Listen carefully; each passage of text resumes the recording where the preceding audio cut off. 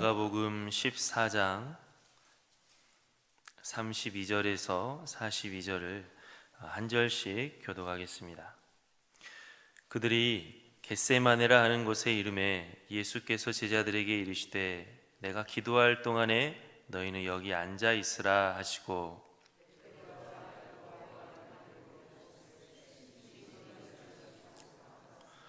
말씀하시되 내 마음이 심히 고민하여 죽게 되었으니 너희는 여기 머물러 깨어 있으라 하시고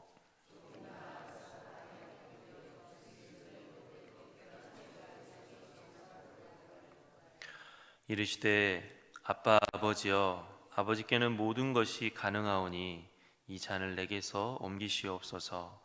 그러나 나의 원대로 마시옵고 아버지의 원대로 하옵소서 하시고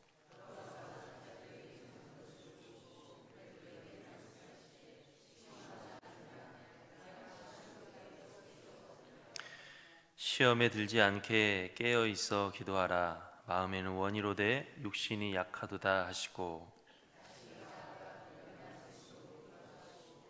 다시 오사 보신즉 그들이 자니 이는 그들의 눈이 심히 피곤함이라. 그들이 예수께 무엇으로 대답할 줄을 알지 못하더라.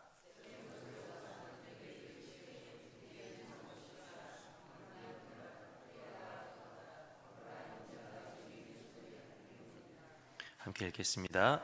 일어나라 함께 가자. 보라 나를 파는 자가 가까이 왔느니라. 아멘. 고난주간 새벽마다 예수님께서 십자가에 못 박혀 죽으신 한 주간을 요일별로 묵상하고 있습니다. 오늘은 목요일로 예수님께서 십자가에 못 박혀 죽으시기 하루 전날입니다. 이날 예수님께서는 밤늦게 유대 지도자들이 보낸 군사들에게 붙잡히게 되십니다. 그리고 다음 날 십자가에 달려 처형당하시고 죽게 되실 것입니다. 죽음을 하루 앞둔 이날 예수님께서는 무엇을 하셨을까? 먼저 예수님께서는 제자들과 함께 유월절 식사를 하셨습니다. 유대인들은 유월절이라는 절기를 지켰는데 이때는 출애굽 사건을 기념하면서 양고기와 무교병을 먹는 식사를 했습니다. 하나님께서 이스라엘을 압제하는 애굽을 심판하실 때 애굽 땅에 있는 모든 첫째를 죽이는 10번째 재앙을 내리셨습니다. 그때 하나님께서는 이스라엘은 그 재앙으로부터 구원받을 수 있도록 어린 양을 잡으라라고 하셨습니다. 어린 양을 잡아서 그 피를 집 문의 문설주와 임방에 바르면 하나님의 심판이 그 이스라엘 집에는 임하지 않고 넘어가도록 해주겠다라고 하셨습니다. 그리고 하나님께서는 이스라엘로 하여금 그때 잡은 어린 양과 누룩으로 발효시킬 시간이 없기 때문에 급하게 만든 무교병을 너희가 먹고 애굽을 탈출해라 라고 하셨습니다. 하나님의 놀라운 능력으로 그동안 이스라엘을 압제했던 애굽의 온 땅은 큰 재앙의 심판을 받게 됐고, 그렇지만 이스라엘은 그 가운데에서도 하나님의 은혜로 무서운 재앙으로부터 죽지 않고 살 수가 있었습니다. 그리고 이런 일로 인해서 이스라엘은 그동안 절대 놓아주지 않았던 애굽의 압제에서 드디어 벗어날 수가 있게 됐습니다. 유월절은 바로 이 출애굽 구원 사건을 기념하는 절기입니다. 하나님께서는 이스라엘이 양고기와 무교병을 먹으면서 유월절을 지키도록 하셨습니다. 그래서 예수님께서도 유월절을 맞아 제자들과 함께 유월절 식사를 하셨습니다. 그런데 예수님께서는 이 식사 자리에서 자신이 죽으실 것을 제자들에게 알려주셨습니다. 우리가 읽은 말씀 위쪽에 보면 18절에 다 앉아 먹을 때 예수께서 진실로 너희에게 이르노니 너희 중에 한 사람 나와 함께 먹는 자가 나를 팔리라. 이렇게 예수님께서는 이제 곧 죽게 될 것을 예고하셨습니다. 그리고 정말로 예수님은 내일이 되면 십자가에 달려 죽으실 것입니다. 또 예수님께서는 이 식사 자리에서 자신의 죽음의 의미에 대해서도 말씀하셨습니다. 22절에 보면 떡을 떼어 제자들에게 주시며 이르시되 받으라 이것은 내 몸이니라 하셨고, 또 잔을 주시면서는 이것은 많은 사람을 위하여 흘리는 나의 피 곧 언약의 피니라 라고 하셨습니다. 예수님께서는 자신이 죽으시는 것은 실은 우리 구원을 위한 것이다 라고 하셨습니다. 그저 안타까운 죽음, 억울한 죽음이 아니라 예수님께서 죄악된 인류를 구원하기 위해 죽는 것이다. 예수님께서 죽음으로 죄악된 우리가 살 수 있게 된다라고 예수님께서는 십자가에 못 박혀 죽으시기 전에 자신의 죽음의 의미에 대해서 우리에게 분명히 알려주셨습니다. 우리가 예수님에 대해서 많은 고백을 할 수 있고 많은 감사를 할 수 있겠지만 예수님께서 무엇보다 우리를 위해서 죽으셨다라고 하는 것이 핵심이다라고 하는 것을 우리는 결코 잊어서는 안 될 것입니다. 예수님께서 우리를 사랑의 말로 위로해 주시기도 하시고 좋은 말로 가르쳐 주시기도 하시지만 예수님의 사랑과 은혜는 그런 말과 가르침뿐만이 아닙니다. 예수님께서 우리에게 베풀어 주신 큰 은혜는 우리를 위해 자기 자신을 희생하기까지 하신 것인데, 그것은 바로 목숨을 내주기까지, 십자가에 달려 죽기까지 하셨다. 그래서 우리가 구원받은 것은 예수님께서 우리를 위해 죽으시기까지 하셨기 때문에 우리가 구원받았다라고 하는 것을 우리는 결코 잊어서는 안 될 것입니다. 예수님께서 이렇게 제자들과 식사 후에 예수님께서 어떤 일을 또 하셨느냐, 바로 겟세마네라는 곳에 가셔서 기도하셨다라고 했습니다. 우리 한번 33절에서 34절까지 한번 다 같이 한번 읽어보도록 하겠습니다. 베드로와 야고보와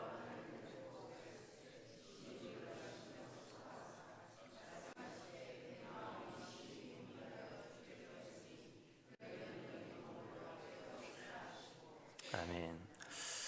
예수님께서는 식사 후에 겟세마네라고 하는 곳에 가셔서 기도하셨다라고 했는데, 죽음을 앞두고 예수님께서는 왜 많은 일들보다 먼저 기도하셨을까요?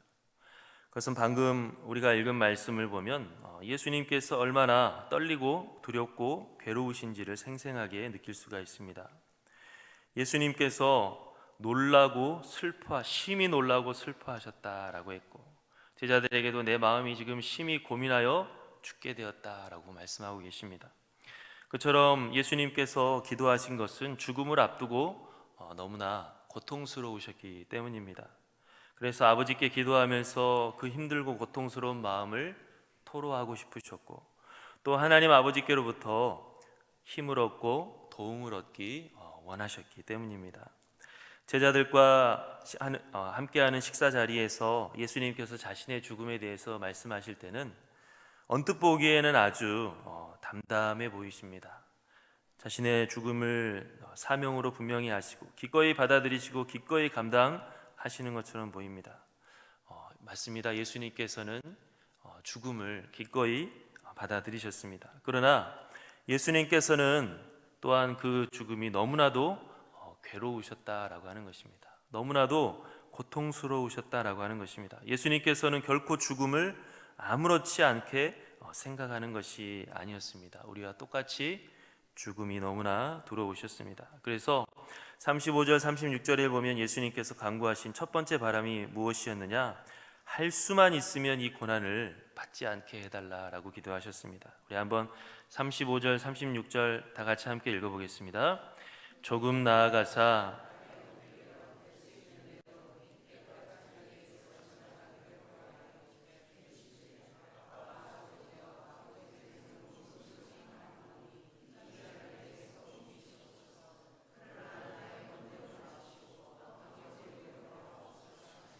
아멘. 세 번역으로 쉽게 풀어보는 번역된 성경을 보면 될 수만 있으면 이 시간이 자기에게 비껴가게 해달라고 호소하셨다라고 했습니다. 아빠 아버지요, 아버지께서는 모든 일을 할 수 있으시니 내게서 이 잔을 거두어 주십시오. 우리는 예수님의 구원을, 예수님의 희생을 쉽게 생각하는 경향이 있습니다. 예수님은 하나님의 아들이시고 또 예수님은 보통 인간과 다르시니까 저 어렵고 고통스러운 십자가를 지신 것이 그렇게 크게 어렵지 않게 그렇게 생각될 수 있습니다. 그러나 예수님의 십자가는 결코 가벼운 것이 아니었다라고 하는 것입니다. 예수님의 십자가는 결코 쉬운 것이 아니었다라고 하는 것입니다. 예수님께서 우리와 똑같이 어머니의 몸에서 태어나셨고 갓난아기부터 자라서 우리와 똑같이 연약한 육신을 가지고 살아가셨습니다. 그래서 우리가 겪는 모든 아픔을 예수님께서도 다 겪으셨습니다. 오히려 예수님께서는 본래 우리와 차원이 달리 높이 계셨던 분이셨기 때문에 지금의 이 고난이 우리가 겪는 것보다 비교할 수 없는 더 큰 고난일 것입니다. 이 세상을 창조하신 분께서, 죽음을 알지도 못하신 분께서 죽음을 당하셔야 한다는 것은 죽을 수밖에 없는 우리가 죽는 것과는 비교할 수 없는, 상상할 수도 없는 큰 고통일 것입니다. 만약 우리가 어떤 그룹의 재벌 총수인데 아프리카 사람들을 위해 내가 가지고 있는 회사 돈을 다 정리해서 다 기부해라라고 한다면, 여러분, 우리 중에 그룹의 총수가 자기 재산을 다 팔아가지고 다 기부할 수 있는 사람이 얼마나 있을까요? 우리는 우리가 가지고 있는 것 중 아주 작은 것도 결코 내려놓고 싶어 하지 않습니다. 만약 내려놓게 되면 아무리 작은 거라고 할지라도 큰 고통으로 여겨지게 됩니다. 그런데 저 영광스러운 하늘 보좌에 앉아 계셨던 하나님의 아들이 죽을 수밖에 없는 인간이 되셨고, 또 십자가에 못 박혀 매달려 죽기까지 한다는 것은 그 낮아지심이 얼마나 비참한 것이고 그 내려놓음이 얼마나 큰 고통인지는 우리 인간들은 결코 알 수 없는 엄청난 고통일 것입니다. 그렇기 때문에 오늘 예수님께서 절규하시며 죽음 앞에서 기도하시는 이러한 모습을 보면서 우리는 예수님께 받은 은혜가 결코 가볍지 않다는 걸 분명히 알아야 됩니다. 예수님께서는 정말 하나님 앞에 이 괴로운 마음, 고통스러운 마음을 토로하면서 기도하고 계십니다. 그러나 예수님의 기도는 절규로 끝나지 않고 하나님 아버지의 뜻에 순종하려는 결단으로 끝이 나고 있습니다. 우리 한번 36절 다시 한번 읽어보도록 하겠습니다.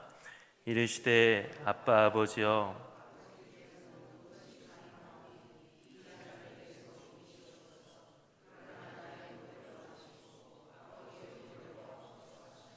아멘. 좀 전에 예수님께서는 죽음을 앞두고 도대체 왜 기도를 하셨을까? 먼저는 자기의 괴로움을 하나님 아버지께 토로하고 그 고통으로부터 벗어나기를 간구하기 위함이었고, 그러나 그것만은 아니었는데 이제는 자기 자신의 뜻을 끝까지 주장하는 것이 아니라 하나님 아버지의 뜻을 따를 수 있도록 힘을 얻기 위해 기도하셨다라고 하셨습니다.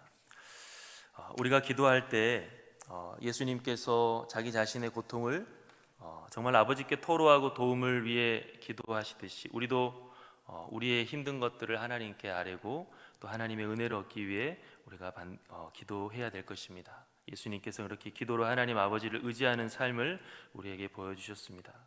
그런데 또 예수님께서 보여주신 기도의 본은 바로 우리가 하나님께 그저 도움을 얻는 그것뿐만 아니라 우리가 필요한 것을 얻는, 우리가 원하는 것을 얻는 그런 기도뿐만 아니라 하나님의 그 뜻을 순종할 수 있는 힘을 얻게 해달라고, 우리가 하나님 앞에 순종하며 나아갈 수 있게 해달라고 기도하는 그러한 기도까지 우리가 해야 된다라고 하는 것을 볼 수가 있습니다. 우리가 왜 하나님 앞에 순종할 수 있도록 힘을 달라는 기도를 해야 됩니까? 우리의 힘으로는 하나님 아버지의 뜻에 순종할 수가 없기 때문입니다. 우리도 하나님 아버지의 뜻을 순종하려고 하면 십자가 앞에 선 것처럼 두렵고 괴롭기가 한량없습니다. 우리 스스로는 결코 그렇게 하나님 앞에 설 수 없는데 내가 그렇게 부족하고 연약하기 때문에 하나님께서 우리를 전적으로 붙들어 주시기를 위해서, 성령께서 우리 가운데 충만하게 역사하여 주시기를 위해서 우리는 기도해야 된다라고 하는 것입니다.